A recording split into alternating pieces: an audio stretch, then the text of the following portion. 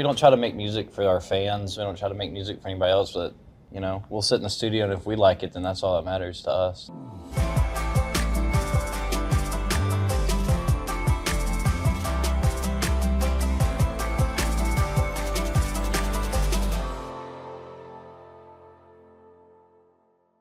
Thanks, guys, for coming by the Variety Lounge. So glad to have you here.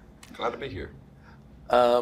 First, before we talk about CMAs, just want to talk about what's going on with you guys and your live shows and what's coming up, because you just had an announcement that you're playing the Bridgestone Arena, and you also announced you're playing Madison Square Garden.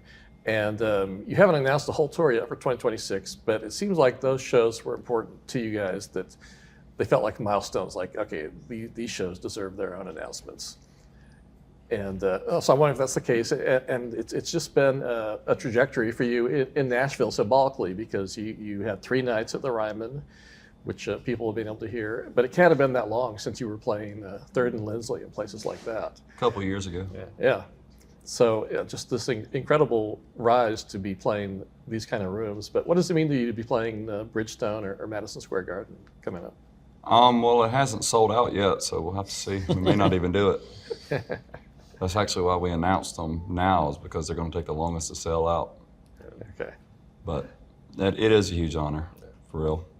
It's insane that we started in these little bar rooms. We would play anywhere and everywhere on the Gulf Coast, and now we're just able to do arenas. It's crazy. Especially in Nashville, going from the OG basement all the way up to Bridgestone is pretty cool.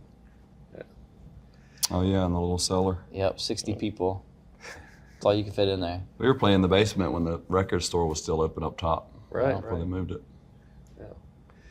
And you know, a lot of people don't know that you were doing, as your agents, managers would remind people, 7-8 years worth of shows without those kind of expectations. So does it, not that you would have necessarily gotten tired of playing clubs, because those have those energy, but does it feel like a different kind of energy when you're doing arenas now? Or and you've done Red Rocks, places like that, so you've really been out there at iconic venues already. You're talking about just compared to bar rooms? Yeah. Clubs? Yeah, I mean, the energy's different. It's 2 different shows, and when we were in the bars, we're pretty much there to sell beer. You know, we played 4-hour shows and a lot of cover songs, and you can only take a couple breaks. But now it's our show. You know, people buy tickets to come there, and it's all our music, and so everybody's singing the lyrics to our songs. I'd say the energy is a lot more electric, I guess, instead of just people being in a bar drunk singing to Sweet Home Alabama. You know, it's actual fans of ours coming and having a good time to our music. Yeah, I can imagine there'll be some frenzy going back and forth in the air between you and your audience at that kind of a show. Yeah. Mm-hmm. Some of them get wild. Talking about what you're going to be doing on the CMAs, People Haten. It's a song that just came out as a highlight track. You got a video and everything, and it's cool that the CMAs are making a performance space for that, because it feels like it might be a little bit more of a rock and roll moment than we usually get on the CMAs. So what do you think you're going to bring for that? Yeah, we just go. I mean, there's a lot of different elements to it, I guess, because we're bringing rock, but we're also bringing a message. You know, we're bringing this message of people. It's not necessarily about people stop hating each other. It's about people loving each other through people hating you. You know, that's the message of it all. So we're going to kick the doors down one way or another, but the message is very real to us, you know, because we're in a weird time right now, I think. Yeah. The lyrics, all this arguing gets aggravating. This animosity's got me thinking. So it's a song that's almost got an animosity spirit to it, but it's animosity against animosity in a way. Mm-hmm. Yeah. Yeah, a lot of people were saying it's like a cop-out, Oh yeah, the old classic Neutral ground. neutral ground. Don't do anything. It's not really what it's saying. It's, you know, it's saying to start being a light in a place of darkness, because that's the only way to drive out darkness is with light. So, loving someone who hates you isn't a neutral thing, because that's not an easy thing to do. So. The CMAs have embraced you, second year in a row of being nominated for Group of the Year. And it's cool to see because, you know, traditionally a lot of time when we look at CMA nominations, they go their own way in certain ways, but it tends to at least reflect what's happening on country radio to some degree and align with that. And now we're seeing new models of how people are accepted within the world of country music that doesn't necessarily rely on those same metrics. And people can see the listenership you get and the live attendance you get, and that is obviously great for getting you a performance slot as well as these continued nominations. So, but you don't identify strictly as a country band, of course. So, how have you felt about country giving you its embrace? I don't know. It's a mix of emotions. Very thankful and grateful for it. We're just happy that somebody's accepting us. But at the same time, we also think, well, we don't even really play country music. But I don't know. A lot of things are called country nowadays, so I don't think really anybody knows what country music is anymore. I think they need to change the name of the category. We talked about that. It needs to be called band. Yeah, instead of vocal group. Yeah, it was a vocal group. The Oak Ridge Boys. Yeah. But we're not the Oak Ridge Boys. They need a band one. Yeah. It was interesting because I was talking with Stacy V at Golden Voice about Stagecoach when that lineup was being announced, and she was like, "Yes, we're a country festival, but they're a rock and roll band." And so even though she was booking you under the umbrella of country, she was saying, you know, these guys are something else. Yeah. But it's interesting that those boundaries are getting so porous now, where you know, you've won Emerging Act of the Year from the Americana Association, getting awards from nominations from the CMA, and then on the rock charts as well. And it must feel like a good place to be in, where there is this acceptance in all sorts of areas, and I'm sure people in your audience who favor one of those things more over another. And it's just fun, I guess, to see the genre descriptions that people try to come up with you when they're in the press, whether it's Southern rock, country rock, Southern Gothic, Sun Records inspired, all these different things that people come up to describe what isn't easy to pin down. But we love things that aren't easy to pin down. Yeah. I mean, we don't really think of the boxes and the genres when we're making music, you know. We had to figure out how to make music just starting out, just how to not play on top of one another and how to make a song a good song, I guess. But at the end of the day, even that's all opinionated. You know, some people think this sounds good and others think this sounds good. So we're just trying to figure it out, and we really don't even know what to call ourselves either. So. And we listen to a lot of old music, which is more, I guess, rootsy. So that could, compared to modern country, I would say we are more country than a lot of modern country, which every genre has evolved. Modern rock today is different than modern rock in the 90s. So yeah, it's cool. Even the term outlaw country came from them making music that didn't sound like your typical country Traditional music. country at the time. Nashville sound. Yeah.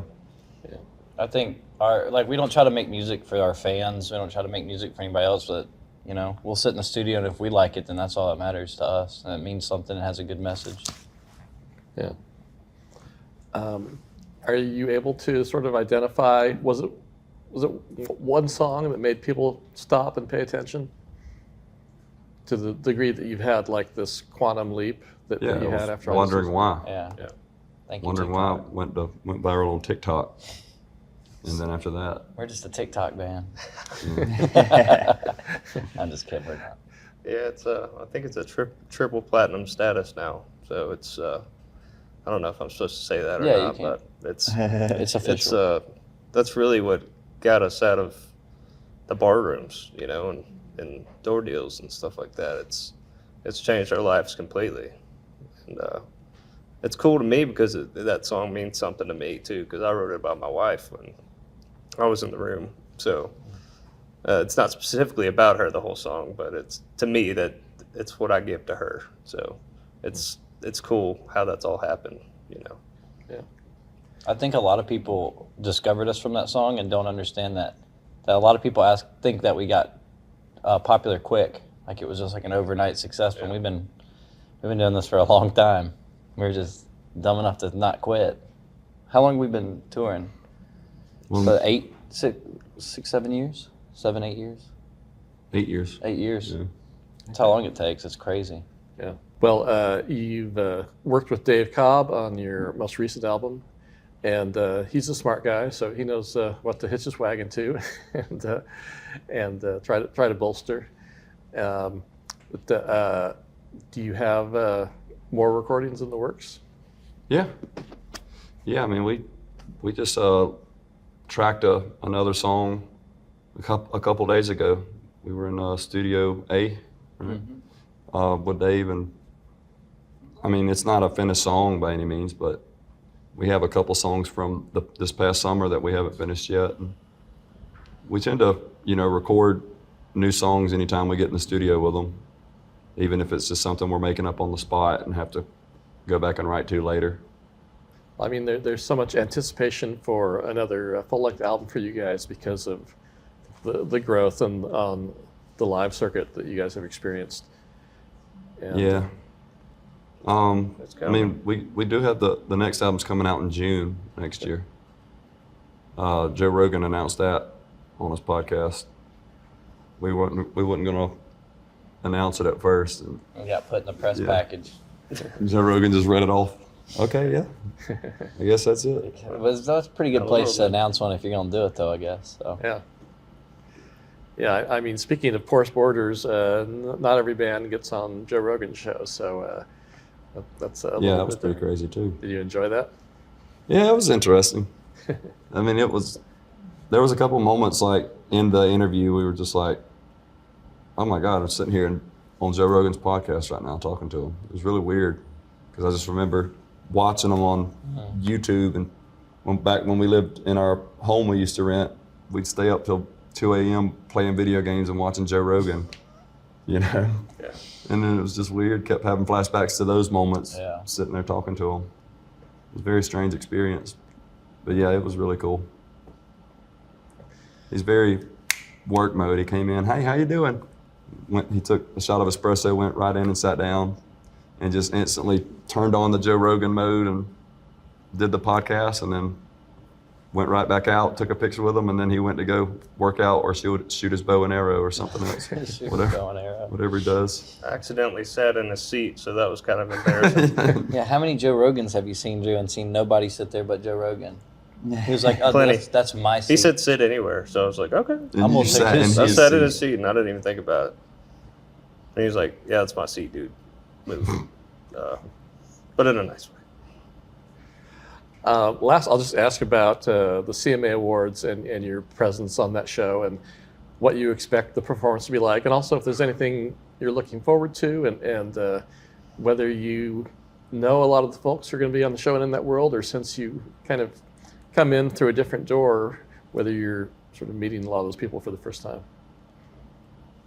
I don't know. I don't really look forward to stuff, I just kind of enjoy things in the moment as they happen. And maybe that's a good thing. Just you don't get let down in that sense because you wasn't expecting anything to begin with. So I don't really know what to expect, and I'm not looking forward to anything in particular other than trying to do a good job and playing the song well. And then anything that happens after that's a bonus. Yeah, If we can play the song without messing up and do a good job, that's all that matters. That's all that matters.